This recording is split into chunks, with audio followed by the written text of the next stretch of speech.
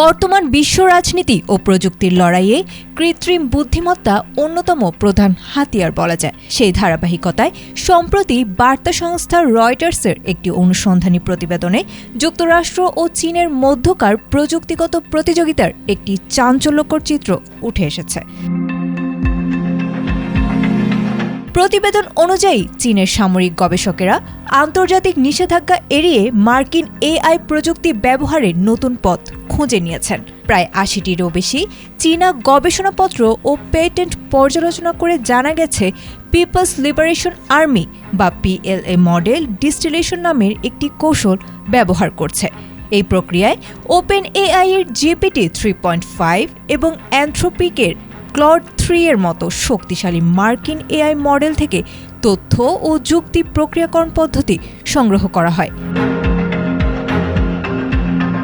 তথ্যসূত্রে জানা গেছে, সংগৃহীত এই ডেটা দিয়ে প্রশিক্ষণ দেয়া হচ্ছে চীনের নিজস্ব ছোট ও বিশেষায়িত এআই মডেলগুলোকে। ফলে বিশাল কম্পিউটিং পাওয়ার ও দামি মার্কিন চিপ ছাড়াই দেশীয় সামরিক নেটওয়ার্কে কার্যকর এআই ব্যবস্থা গড়ে তুলছে বেইজিং।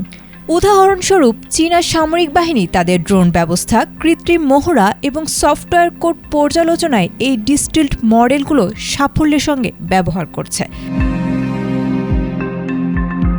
তবে এ নিয়ে দেখা দিয়েছে তীব্র রাজনৈতিক ও আইনি বিতর্ক।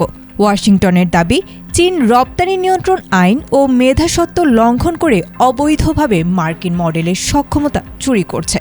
অন্যদিকে বেইজিং এসব অভিযোগ অস্বীকার করে জানিয়েছে, যুক্তরাষ্ট্র এআই খাতে নিজেদের বিশ্বব্যাপী আধিপত্য বজায় রাখতেই এসব ভিত্তিহীন অভিযোগ তুলেছে।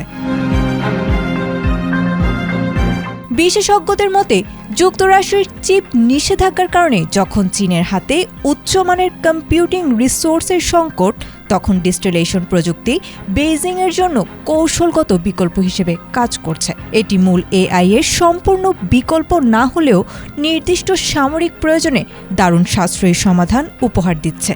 সব মিলিয়ে কৃত্রিম বুদ্ধিমত্তার নিরাপত্তা ও ভৌগোলিক আধিপত্য বিস্তারকে কেন্দ্র করে ওয়াশিংটন ও বেইজিংয়ের মধ্যকার উত্তেজনা এখন চরম মাত্রায় পৌঁছেছে। আয়েশা আক্তার, এটিএন বাংলা।